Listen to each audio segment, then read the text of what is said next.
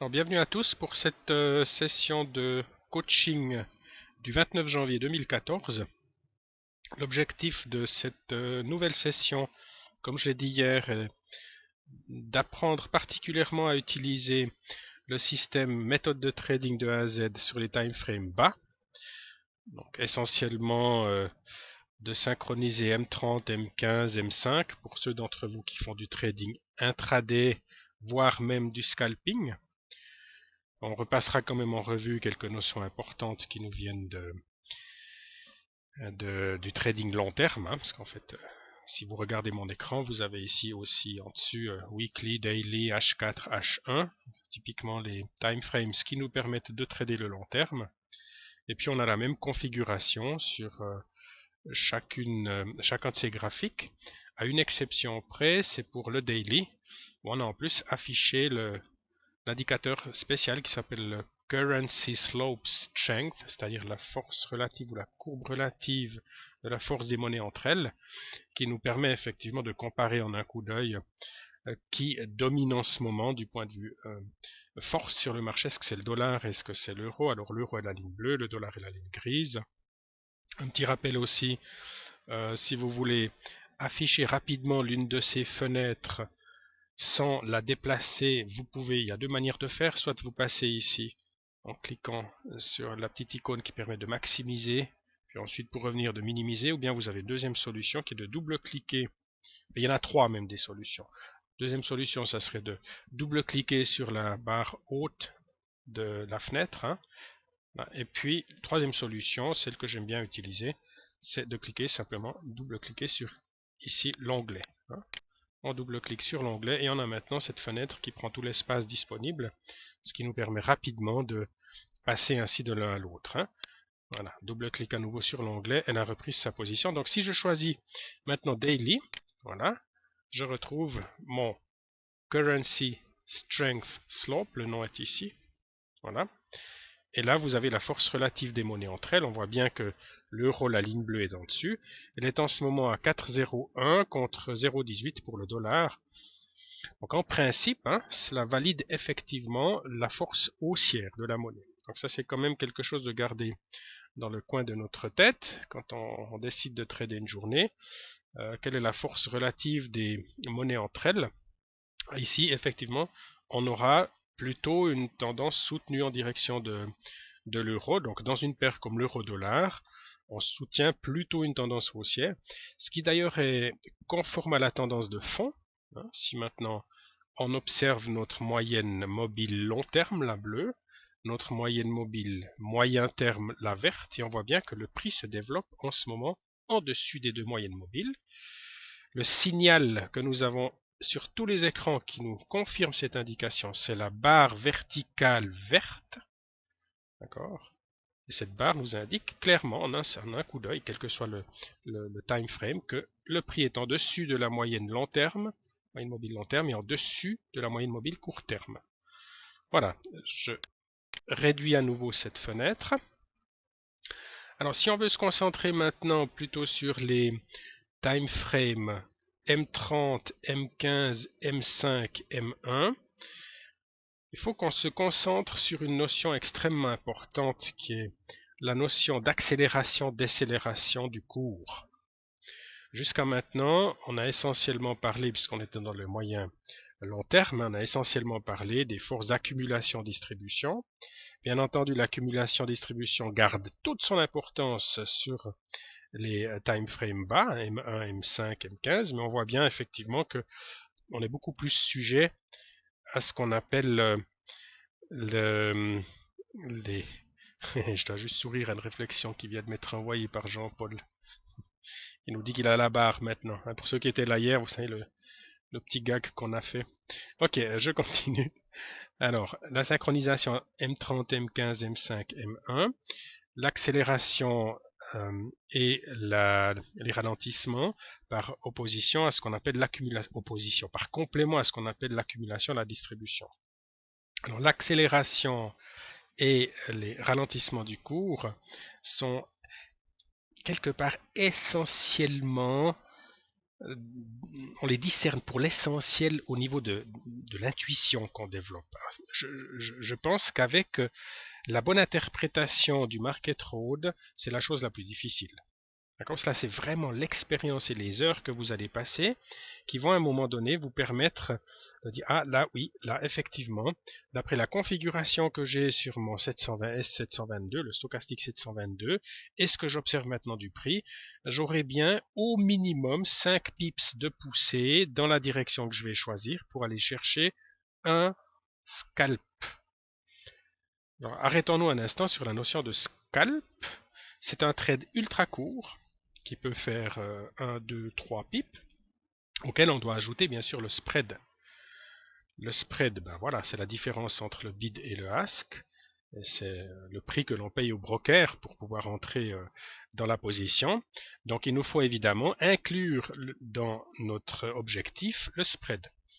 Alors, si j'observe le marché et que je remarque qu'effectivement je suis dans une condition, dans une circonstance qui manifestement me permettra de faire 5 pips sans prendre un trop gros risque, à ce moment-là, je peux entrer sur le marché.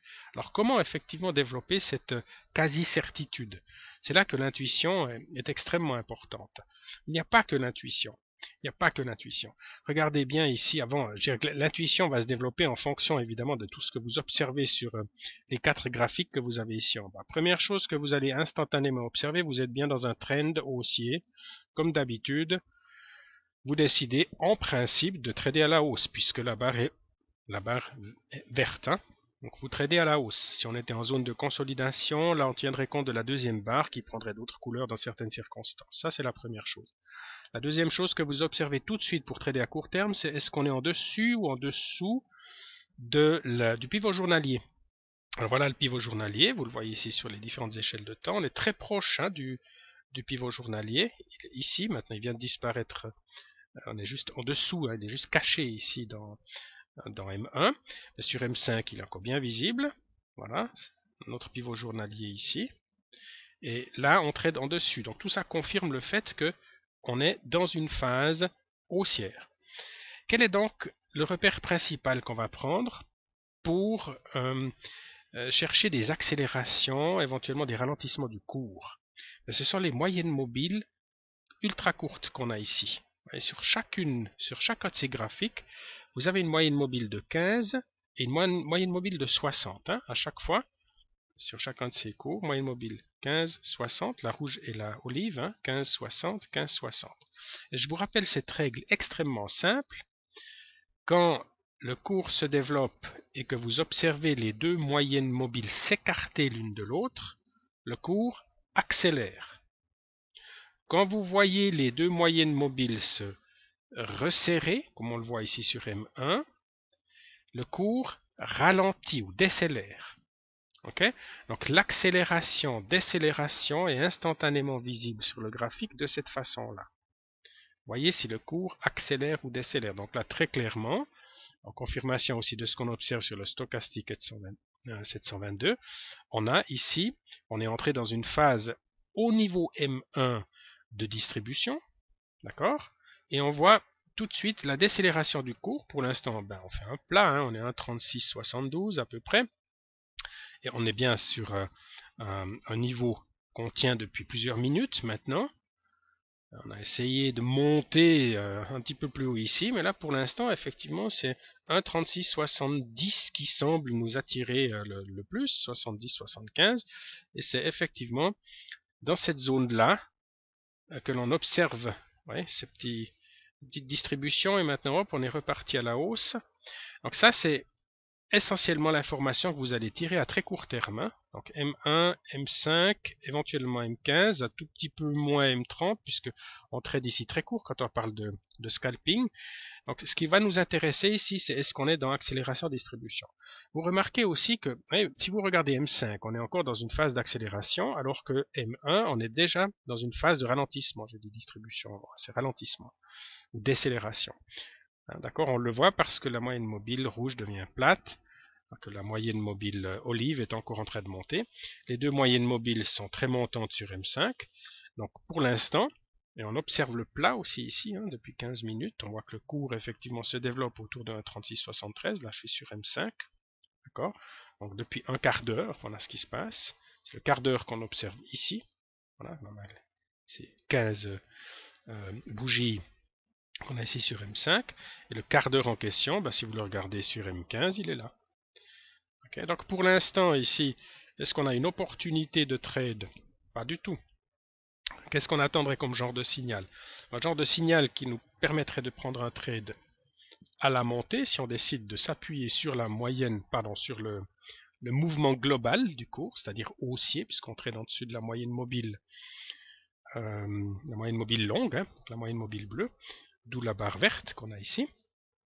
Et on attendrait d'avoir un signal qui se coordonne sur les différents time frames M30, M15, M5, et on attendrait ensuite le bon signal sur M1 avant d'enclencher. Donc qu'est-ce qu'on observe ici? En M30, regardez, on a une longue phase de distribution, ensuite on a d'accumulation, ensuite un plateau, qui est toujours bon signe pour une pression descendante. Ensuite, on a touché le bord de la route et puis on remonte. Hein. C'est ce qu'on observe si vous regardez maintenant. La même séquence ici sur M15. Regardez. On est ici en bas. On monte. On plaque en haut.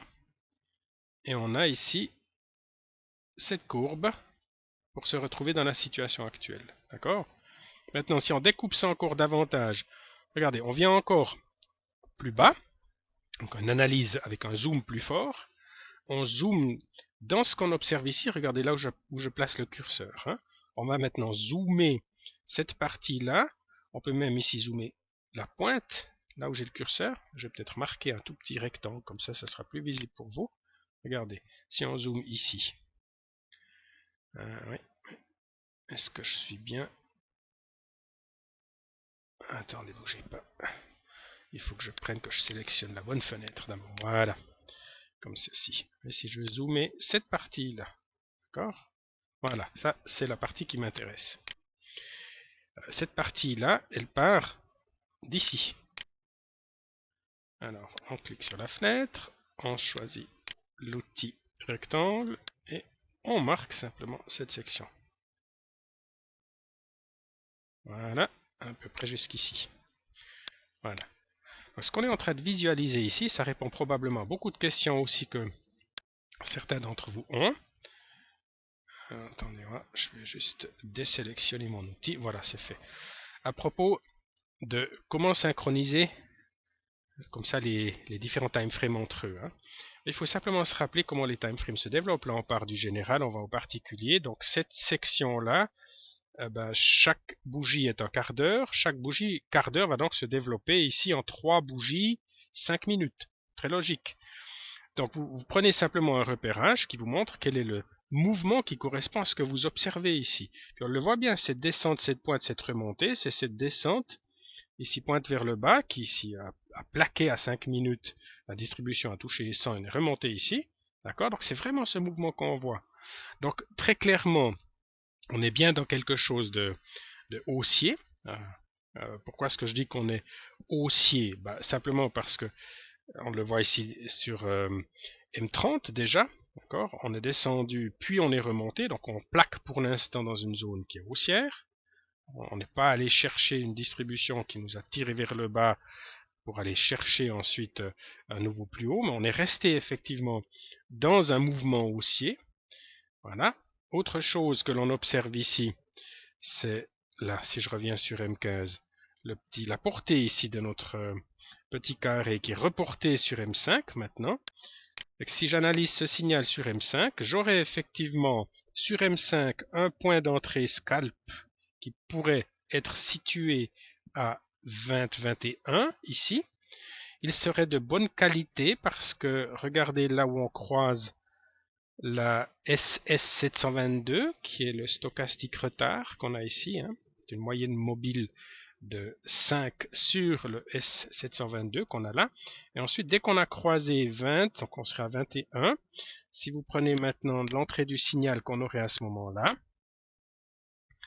alors on va juste prendre l'outil, excusez-moi, voilà. ce signal est ici à peu près. Voilà, si on attendait le début de la bougie suivante, pour être tout à fait juste, on serait situé ici.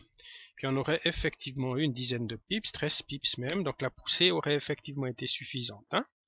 Néanmoins, comme si vous regardez sur M15, hein, on n'est pas descendu très bas avant de remonter.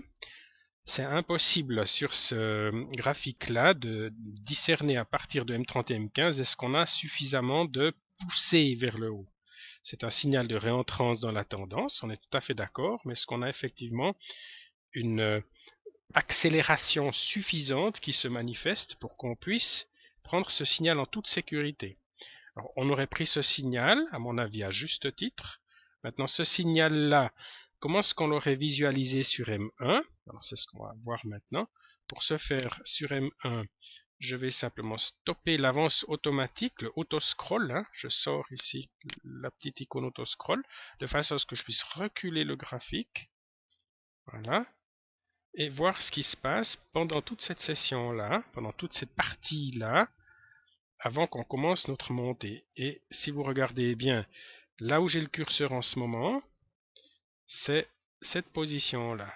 C'est là qu'on a ici cette remontée qui commence. Si on recule encore un petit peu, pouvez-vous repérer dans le temps. Hein. Alors, ce qui nous intéresse, nous, c'est cette descente-là. Voilà. D'accord. On a cette descente qui commence ici. Alors, si vous avez un doute hein, que vous êtes à la bonne place, vous allez simplement sur la bougie, puis vous lisez. Ici, 21h29, 9h41, très bien. Hein, si on regarde la bougie qu'on a là, cette fois-ci, je suis sur l'autre graphique. Il est ici, je cherche juste l'heure, voilà. 9h. Ici, et là, j'étais sur... Attendez voir, c'est celle-ci. Voilà, 9-0. Et ici, si je suis bien dans le mouvement que je crois voir, hein, il est encore plus loin. Il est encore plus loin. Alors, on va le chercher.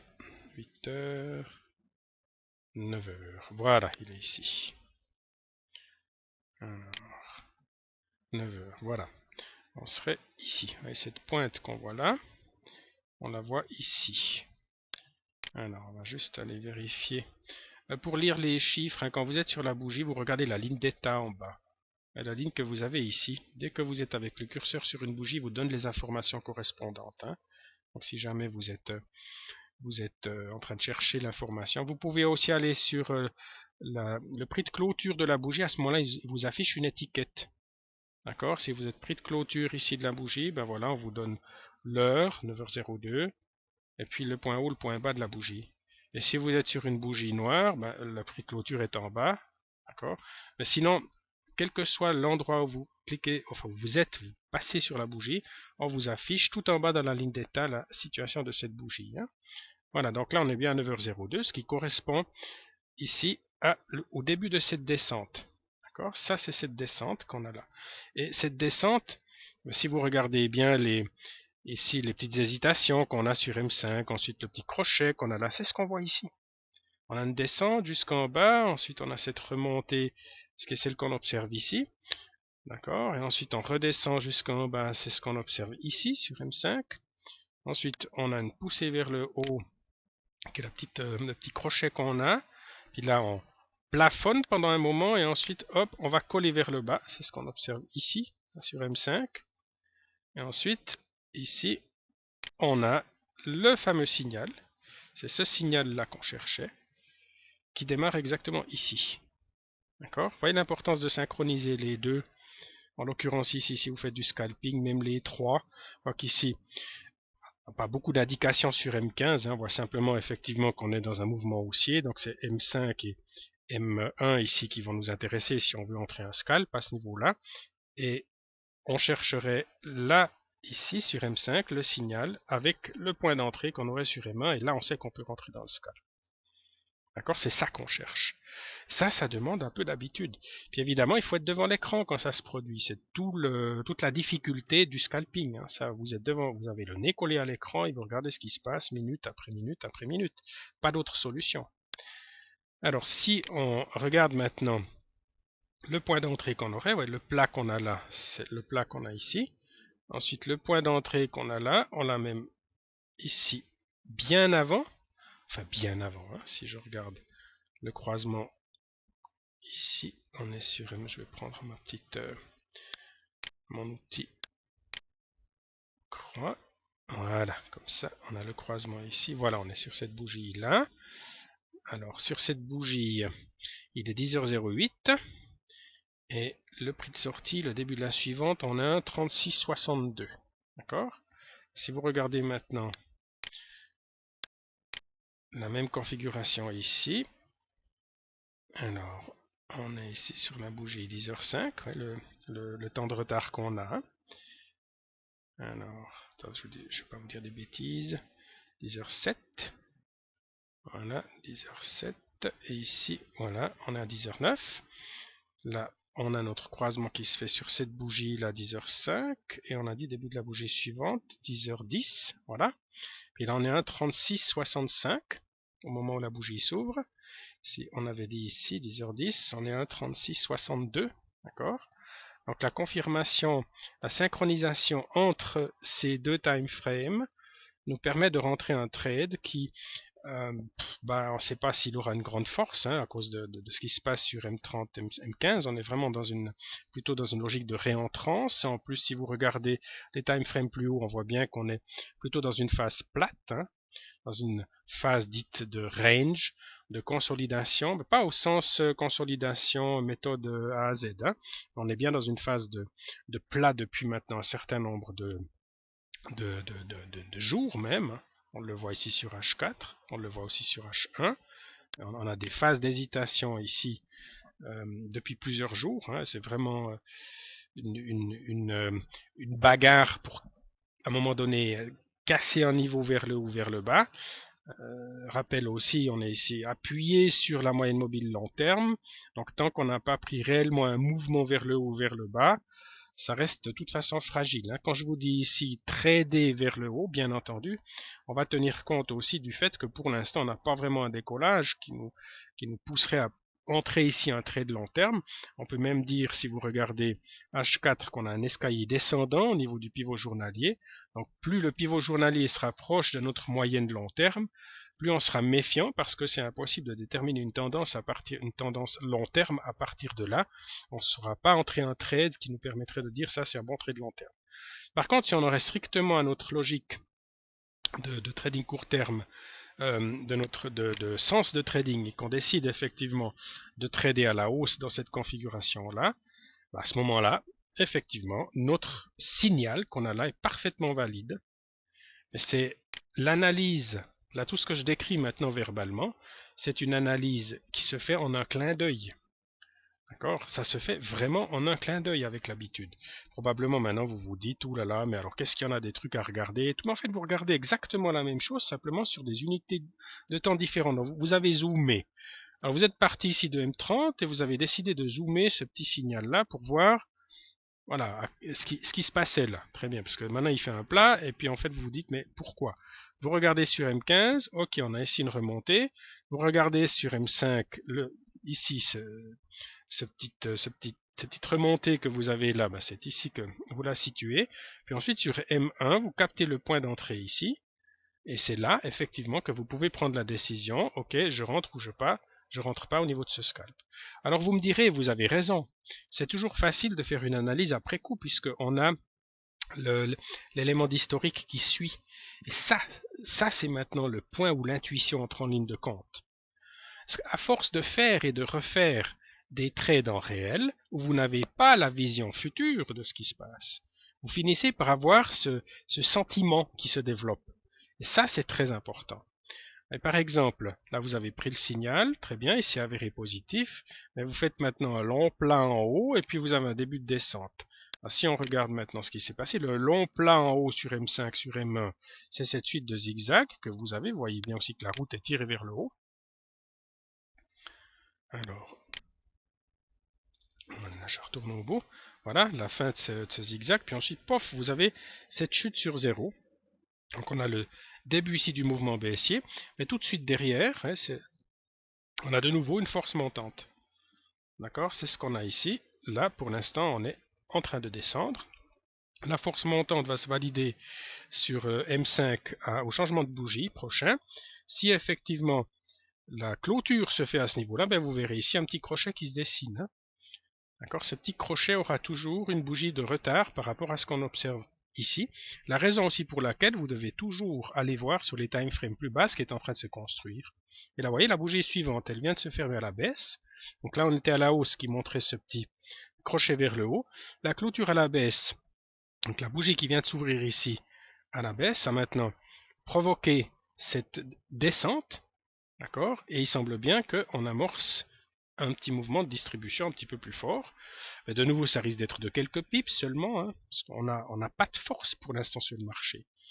Donc, trader sur un marché comme celui-là, d'abord, c'est extrêmement difficile et c'est aussi extrêmement risqué. Dans une situation comme celle-là, si je décidais de trader la paire euro-dollar, en voyant comment le marché se configure avec le peu de force qu'il y a pour l'instant, j'irais d'abord voir qu'est-ce qui se passe aujourd'hui au niveau des données économiques. Est-ce que les traders sont juste en attente? Concrètement, il se passe quoi? Alors, je vais vous montrer comment je fais ça. Donc, je prends simplement une fenêtre. Je suis juste en train de l'afficher de l'autre côté. Voilà. Une fenêtre. Alors, outils Forex, calendrier économique. Voilà. J'attends juste qu'il s'affiche. Ensuite, je mettrai ma fenêtre par-dessus le graphique. Hein. Voilà, encore une petite seconde. Voilà, on y arrive doucement. Alors, c'est bon. Donc, je vais déplacer ma fenêtre ici. Là, voilà. Donc là, j'ai simplement été sur le site Forexagon, sur Outils, Calendrier économique, qui va me donner les indications importantes dont j'ai besoin. Je clique simplement sur Aujourd'hui. Voilà. On va simplement attendre le jour. Voilà, c'est bon. Le 29 janvier. Voilà ce qui se passe maintenant. Et là, j'ai désélectionné, enfin, je n'ai sélectionné que l'euro et le dollar comme devise, hein, de façon à simplement me concentrer sur cette paire de devises-là. Et j'ai maintenant les indications qui s'affichent. Alors, à 3 heures du matin, à 8 heures du matin, à 10 heures, là il est 10 heures, c'est juste maintenant. On a effectivement deux annonces euro, offre monétaire M3, ensuite emprunt privé. Ce sont des annonces de moyenne importance et de faible importance, donc il y a de fortes chances qu'on n'ait pas grand-chose qu'on ait fait ici sur le Forex. Et puis je vois ici inventaire du pétrole, moyenne importance. Ok. On n'aura probablement pas de gros mouvements à ces horaires-là, sauf surprise. Par contre, à 20 heures, on voit déclaration de la FOMC. Donc là, ça peut effectivement avoir de l'importance, hein, parce qu'en fait, c'est régulièrement la conférence qui donne des indications sur la politique monétaire de la Réserve fédérale aux États-Unis.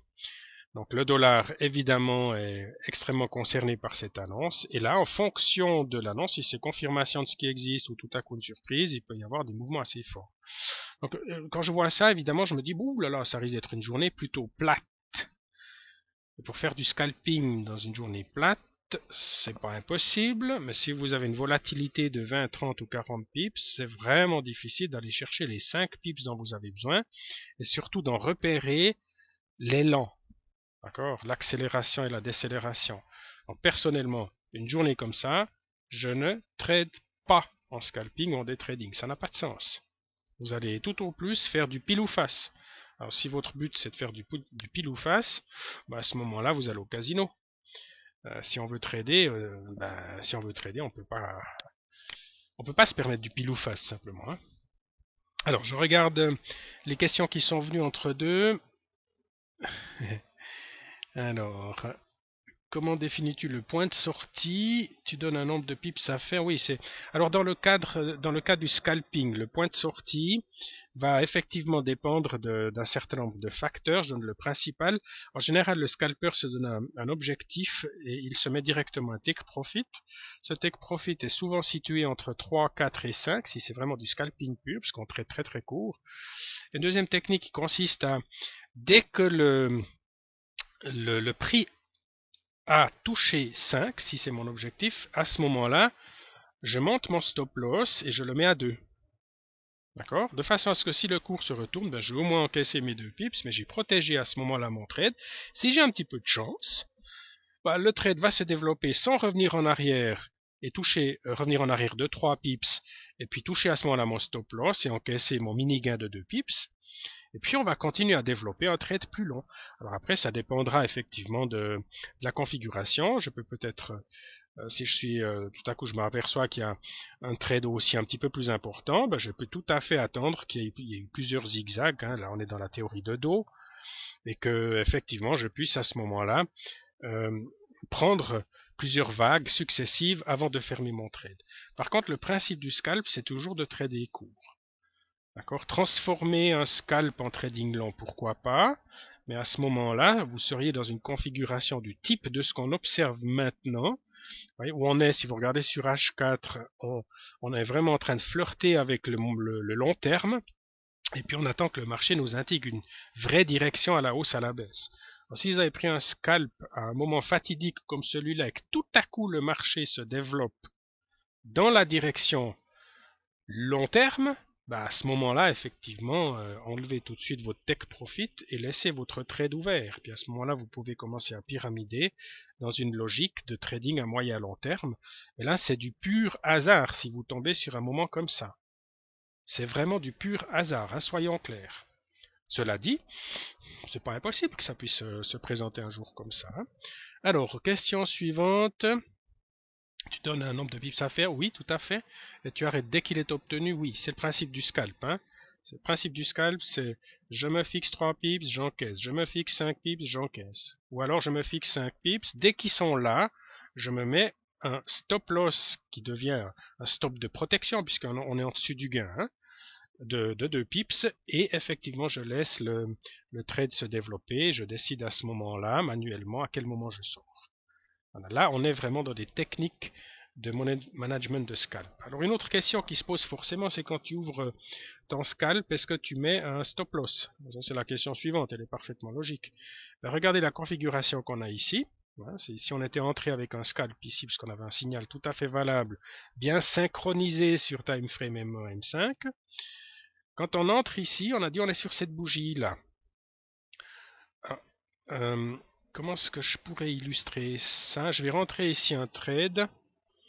Alors, on va initialiser. Je vais juste ouvrir ici le OneTrade. C'est juste pour l'illustration. Hein, c'est un trade complètement bidon. Alors, je vais mettre ici une taille de lot de 0,01. Et je vais rentrer un buy. Regardez, je rentre un buy. Voilà, là, on est vraiment en scalping. Hein. Voilà. J'entre un buy. Voilà, mon buy est là. Et maintenant, première chose à faire, je vais placer mon stop, mon stop loss. Hein. Comment est-ce que je peux placer un stop loss directement sur le graphique? Avec la touche Alt enfoncée, je vais sur le prix et je descends simplement en traînant. Il faut juste que je sois dessus à ce moment-là. Hein. Voilà, et je descends simplement mon stop loss. Voilà, il est là. Et le stop loss, ici, je le mets en dessous du dernier plus bas. Là où, au niveau du dernier plus bas. Voilà, ça sera mon stop loss pour le scalp. Ça, c'est vraiment le plus simple. Vous ne vous cassez pas la tête, il n'y a pas de long calcul à faire, vous vous placez sur le plus bas. Si vous avez un point d'entrée, comme c'était le cas ici, hein, là, si maintenant je descends le stop loss ici en bas, c'est là où je l'aurais placé tout à l'heure. Donc on est entré sur cette bougie-là, et j'ai mis mon stop loss ici en bas. Si vraiment mon signal était complètement pourri, qu'est-ce qui se passe? Ben, vous regardez, on calcule la distance qu'on a entre le point d'entrée et le stop loss. On aurait perdu ici 6,7 pips. Ok, 6 pips et demi pour faire simple. D'accord? Avec un potentiel ici de 3 à 5 pips facile. Donc si effectivement j'ai... C'est la base en scalping. Hein, si j'ai 75-80% de trades gagnants, mon compte augmente. Je dois savoir accepter mes pertes. Ça sera tout un sujet aussi à développer. C'est pratiquement le plus difficile pour le trader débutant, c'est d'accepter qu'il doit perdre pour gagner. J'ai mis longtemps hein, pour comprendre ça, je peux vous le dire. Voilà. Maintenant, mon scalp est configuré. Donc, j'aurai mon point d'entrée ici. Ici, je vous rappelle que mon scalp est complètement bidon, hein, puisque j'ai juste placé mon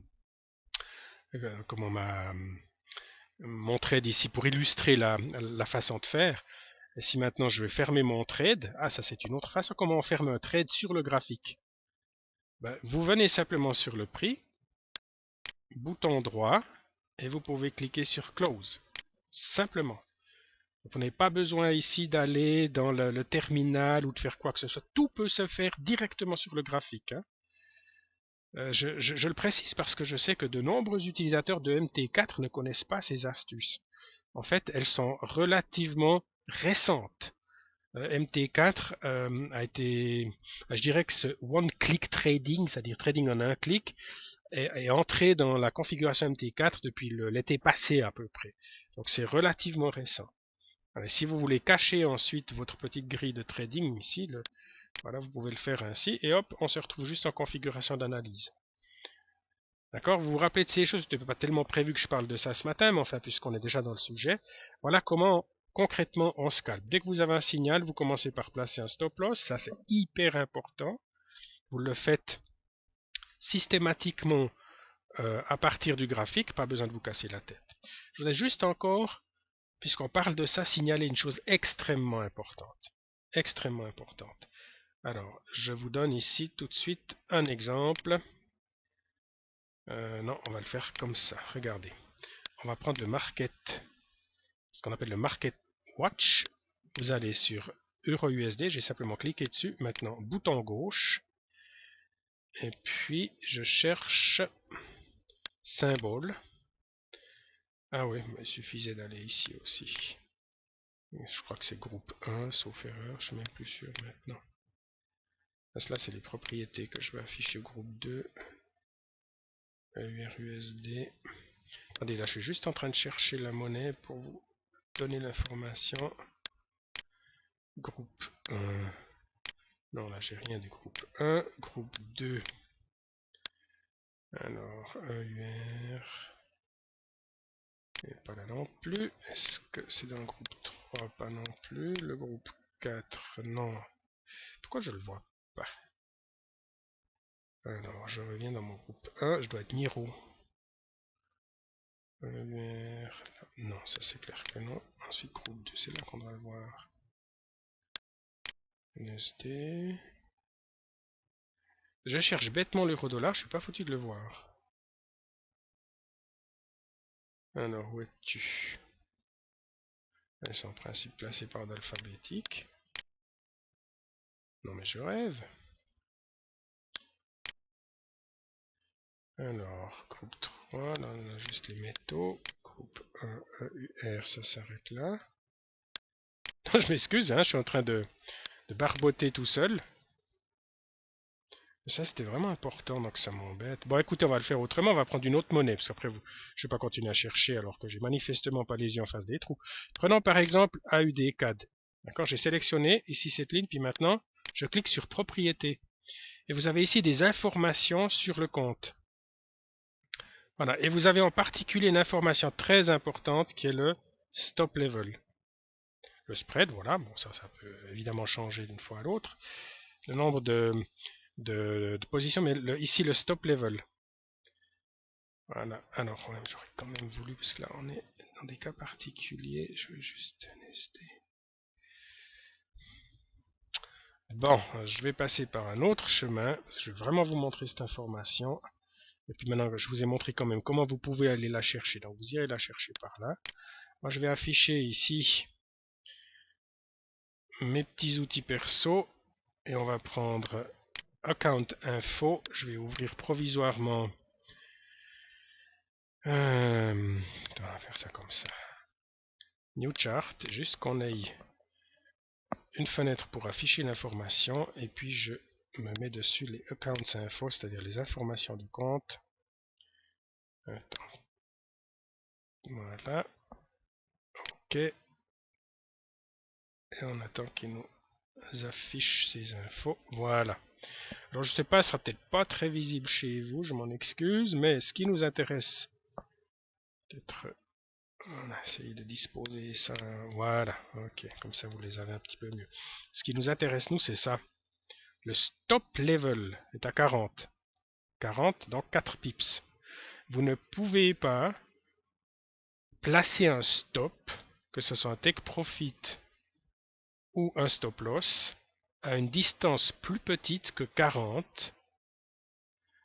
Ça, c'est vraiment important, hein, parce qu'on a 40 ici, 40 points, donc 4 pips de distance du prix du marché. Vous vous rappelez de ça?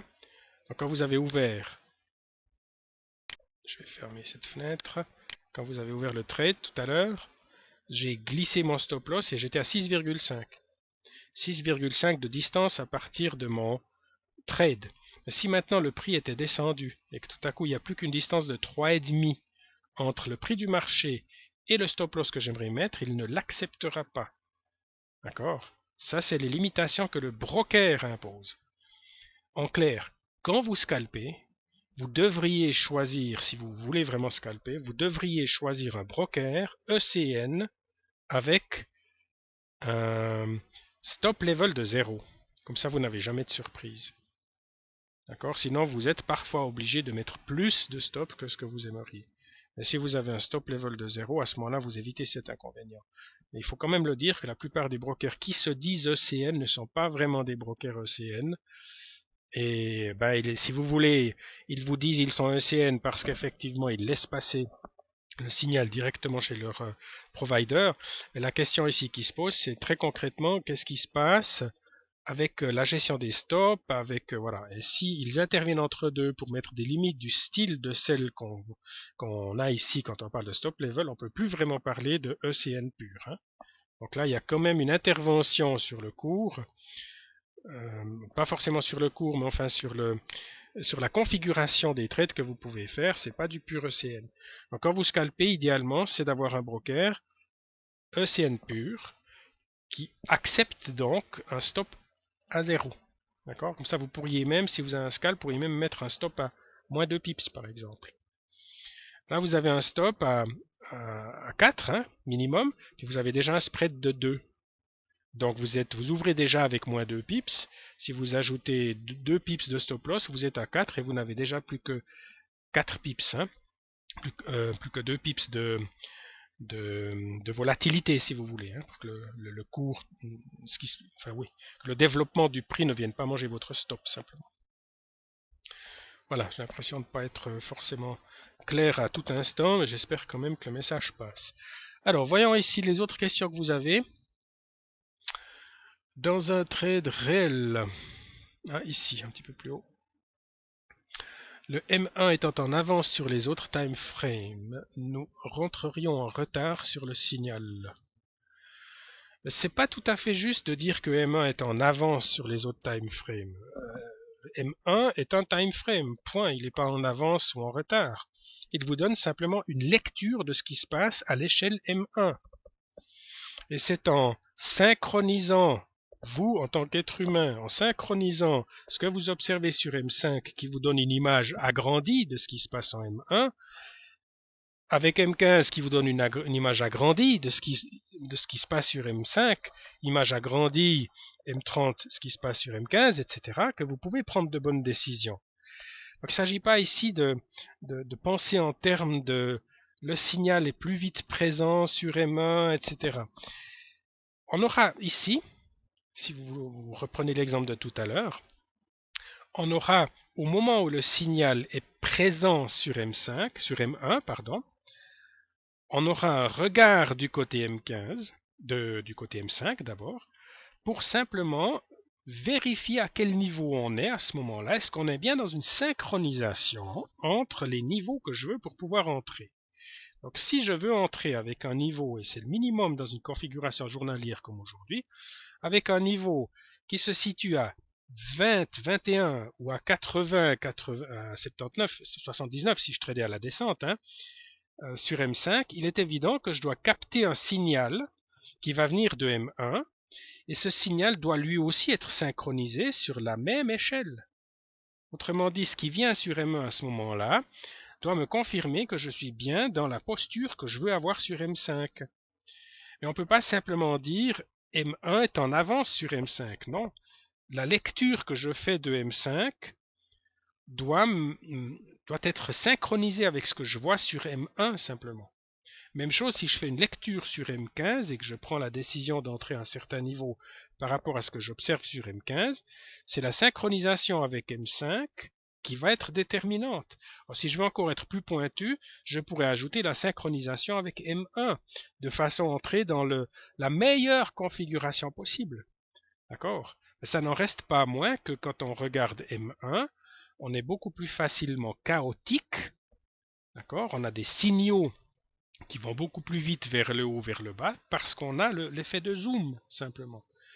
Mais là, de nouveau, je peux parler des heures de ces phénomènes, c'est vraiment en vous entraînant que vous allez petit à petit les intégrer. C'est quelque chose qui va devenir comme une seconde nature avec le temps. Hein. Rappelez-vous aussi, et ça c'est vraiment important, on le voit bien d'ailleurs maintenant, si vous regardez ce qu'on observe ici sur M1, alors on n'est pas... voilà, là, on est maintenant dans l'observation du prix actuel de nouveau. Si je recule un tout petit peu sur M1, vous voyez, on a le cours qui est monté, qui est venu s'appuyer sur la moyenne mobile 15, qui a été rejeté vers le haut, qui est redescendu sur la moyenne mobile 15 et qui tout à coup l'a traversé. Puis on a dit là, on a commencé à faire un plat. Vous vous souvenez, c'est comme ça qu'on a plus ou moins commencé cette session.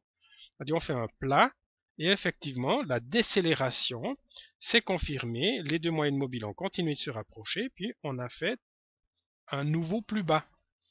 D'accord? Alors que si vous regardez la même chose sur M5, on n'a pas de nouveau plus bas. On a simplement ici une poussée vers le bas. Non, c'est pas juste ce que je vous dis. Là, je suis en retard dans mon truc. Donc, on avait le plus bas ici. On avait un nouveau plus bas, effectivement, par rapport à ce mouvement ici. Hein.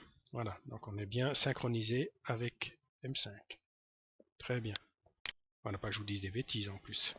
Et maintenant, on est reparti à la hausse. On a traversé les deux moyennes mobiles. Et on a fait un nouveau plus haut. Et maintenant, on est de nouveau dans une phase ici plate. Donc c'est vraiment en observant les différentes échelles de temps qu'on arrive petit à petit à discerner non seulement les phases d'accumulation, distribution, mais aussi d'accélération, décélération ou ralentissement. Et quand vous faites du scalping, c'est vraiment les phases d'accélération, décélération que vous devez apprendre à capter. Donc vous allez synchroniser l'accumulation-distribution avec les moyennes mobiles que vous voyez. On voit bien qu'on est en phase d'accélération assez nette sur M15. On voit qu'on est en phase d'accélération sur M5. Puis on voit que sur M1, comme c'est souvent le cas, on a des phases d'accélération, décélération. Le croisement ici des deux moyennes mobiles, on remonte. Et ce qu'on va chercher à capter ici, c'est les situations telles qu'on les avait là, sur M5, quand on a décidé d'entrer le signal tout à l'heure, où on se trouve effectivement bien synchrone avec le début d'une phase d'accumulation qui est en même temps une phase d'accélération. On le voit là d'ailleurs. D'accord? Là, on est en train d'ouvrir, puis là on est en pleine ouverture. D'accord? Et ici, ce qu'on observe sur le graphique un petit peu avant, voilà, on était par là. Sauf erreur, je ne vais pas vous dire des bêtises encore une fois. Alors, tac, tac, tac. Voilà. Alors, 10h33, nous 10h05. Voilà, ici. D'accord, c'était ce signal-là. On voyait très clairement ici, là, au moment où le signal était bon, là, on était bien ici dans une phase d'accélération, alors qu'ici, on devait encore croiser pour confirmer le fait qu'on était de l'autre côté. Comme on avait la phase d'accélération ici qui était confirmée, c'est un signal qui pour moi est valide. Ensuite, on a le plateau qu'on a ici en haut, là, on colle bien au nord. Et c'est tout ce qu'on a besoin de savoir à ce niveau-là quand on décide ou non de prendre le risque. Non, non, là, on n'est simplement pas dans du pile ou face.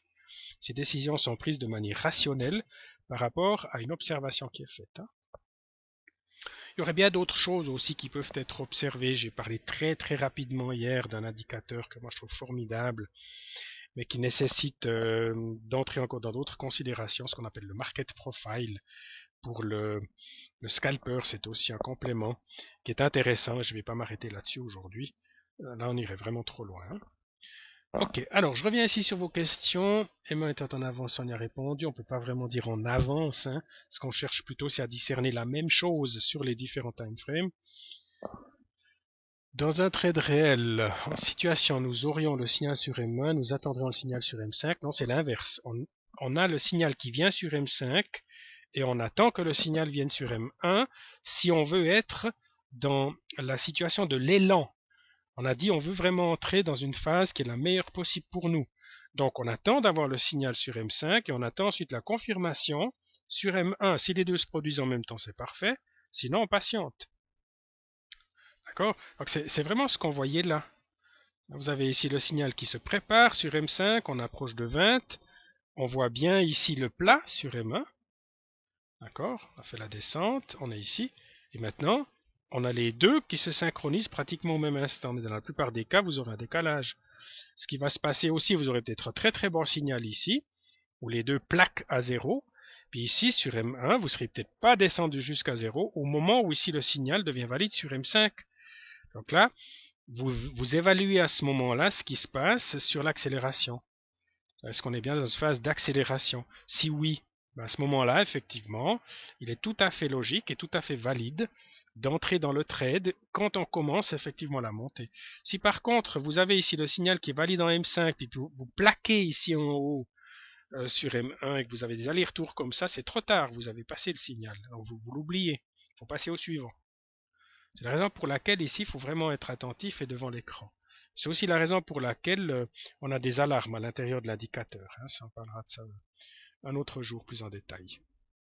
Ok, là j'espère avoir répondu à la question. Donc c'est M5 qui nous donne le signal et M1 qui nous donne le top, si vous voulez. Donc c'est vraiment M5 qui va être déterminant si on trade selon la logique du scalper qui utilise la méthode de A à Z. Ensuite, M1 va simplement nous donner le moment précis où on entre le signal M5. C'est comme ça qu'il faut le regarder. Si vous le regardez dans l'autre sens, à mon avis, vous allez avoir des problèmes. Parce que vous allez vous efforcer de trouver le bon signal sur M1, alors que le bon signal est sur M5. M1 vous donne juste le top quand la configuration s'y prête. Hein. Le bon signal peut parfois être sur M15, M5. Hein. Donc tout dépend maintenant de la manière dont vous tradez. Alors, qu'est-ce qu'on a ensuite? Où trouver son portefeuille démo sur MT4? Alors, il n'y a pas de portefeuille, il y a juste un état de compte. Hein. Donc l'état de compte, si c'est à ça que tu fais allusion, Jean-Paul, il suffit de cliquer sur l'onglet Terminal ici, et puis tu vois ici la balance. D'accord? On a ici une balance 10 580,60, puis on aurait les trades ouverts qui sont là. Ok? Donc ça, c'est maintenant le... Si c'est ce que tu appelles le portefeuille, c'est ça. Et puis ensuite, l'historique du compte, c'est le deuxième onglet ici. Voilà, où on a l'ensemble de tous les trades qui ont été passés. D'accord? Et vous avez ici tous les trades qui sont là. Le dernier trade qu'on vient de passer tout à l'heure avec notre perte de 0,5, puisque je l'ai fermé en perte, bah, il est reporté ici, alors que si on avait visionné le terminal pendant qu'on était ouvert, on aurait vu ce trade dans cette liste ici. Voilà, donc ça à tout moment on peut ouvrir le terminal, regarder ce qu'il y a dedans évidemment. C'est même pas nécessaire d'ouvrir le terminal, on peut directement trader sur le graphique, hein, comme je l'ai montré avant. Ok, alors un stop loss mini entre 8 et 15 avec mon broker. Ça signifie que le scalping n'est pas possible avec mon... Non, là c'est vraiment... Si c'est un... attention, faut pas confondre. Stop loss, moi j'ai stop loss ici, je pense que tu voulais dire un stop level. Hein. Stop level. Non, c'est pas... Voilà. Hein. Si tu veux couvrir effectivement ton... protéger ton trade en ayant moins de 8 ou moins de 15 en fonction de la paire, bah, tu ne pourras pas vraiment le faire. Voilà. Cela dit, tout dépend aussi des autres avantages que tu peux avoir chez son broker, chez ce broker-là. L'avantage d'un broker qui propose un stop à 0, c'est que tu décides vraiment en toute souplesse quand tu entres, quand tu fermes, quand tu sors. Hein. Alors ensuite, j'ai un gros A. Ça, je pense que c'était lié à la découverte qu'on peut trader depuis le graphique. Pourquoi marquer le TP sur le graphe? Pourquoi marquer le TP sur le graphe? Ah, et pour marquer, pardon, pas pourquoi. Exactement la même chose que pour le stop loss. Simplement, tire vers le haut, si c'est un buy, et vers le bas si c'est un sell, évidemment. Je refais l'exemple. Hein. On ouvre ici, je fais un buy. Il a pris 0,1 parce que 0,01 parce que j'avais. Voilà. Maintenant, tu veux ouvrir un take profit. Touche Alt, tu vas sur la barre de prix ici et tu tires simplement vers le haut. Hein. Voilà. Et là, tu attends take profit. Un stop loss, tu retournes sur le prix et tu tires vers le bas. Voilà. On y est. Puis là, j'ai mon stop loss, SL. Le take profit, il est caché par la petite boîte si je la ferme. Voilà. TP, take profit. Donc c'est exactement la même méthode dans les deux cas. Simplement, c'est vers le haut ou vers le bas. C'est ça qui va déterminer si c'est un stop loss ou un take profit. Si maintenant, j'entre un sell, donc voilà, mon sell est là. Bah, depuis mon sell, alors évidemment, comme les deux sont très proches, oh, mais de toute façon, l'autre, je l'ai déjà ouvert, donc ça n'a pas posé de problème. Mon sell est là. Donc si maintenant, je vais rentrer un take profit sur le sell, bah, je vais simplement, il faut que je sois dessus, voilà, tirer vers le bas, voilà. Attends, stop loss. Non, effectivement, il m'a déplacé celui-là. C'est pas ce que je voulais. Ah non, celle, c'est peut-être celui-là. Voilà, comme il est voilà, c'est ça, take profit. Hein. Comme il est très proche, évidemment, il faut bien regarder. Hein. Voilà. Ok, là j'ai mon take profit. Maintenant, la même chose ici. Je vais dessus. Hop, et je monte un 13 pips. Ici, mettre mon stop loss par là. Voilà. Si maintenant je ferme la boîte, je verrai bien que j'ai pu mettre mon stop loss ici. Et mon take profit ici. Qui correspond bien au numéro 72, qui est l'ouverture du sell ici. Voilà, j'espère ici avoir montré la chose. Maintenant, quand vous fermez, ben, c'est comme avant. Hein. Vous allez, faites un close du sell 01. Voilà. Bouton droite, close du buy. Voilà, c'est fait. Voilà, ça c'est très très pratique. Très très pratique. Ça a été quand même une grande amélioration de la plateforme quand depuis 6-8 mois maintenant, cette possibilité de trader autrement qu'avec F9, avec toute la lourdeur qu'on connaît. Voilà, c'est quand même extrêmement pratique. Ok, ensuite, voilà, déjà sélectionné en bleu dans le marché. Ah d'accord, c'était par rapport à ma recherche infructueuse de tout à l'heure.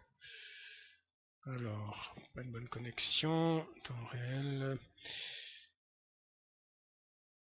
À propos de la connexion, oui, j'espère que l'enregistrement aura marché, comme ça on pourra le mettre. Peut-on attendre un signal en M15 et prendre le top en M1 sans passer par M5 si pas synchrone? Ah, c'est pas une bonne idée à mon avis, bien sûr, on peut, c'est pas une bonne idée parce que être synchrone entre M5 et M15 est plus important que d'être synchrone entre M15 et M1 en l'occurrence.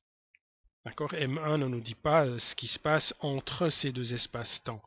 Donc si vraiment tu veux avoir une bonne synchronisation, tu synchronises les trois. Alors, peut-on attendre ici? Donc je voudrais savoir s'il n'y a pas de possibilité de télécharger la version off après. Alors ça c'est la réponse que j'ai donnée tout à l'heure. Le séminaire ici, si l'enregistrement s'est bien passé, il sera mis en ligne sur Forexagon. Ensuite, le TP est-il pris par la ligne buy ou sell? Le TP est-il pris par la ligne buy ou sell? Ah je vais refaire ici une fois la démarche par contre. Alors, c'est pas ce que je voulais, excusez-moi, M5. Voilà, on va juste agrandir M5, comme ça on aura une meilleure visibilité. J'ouvre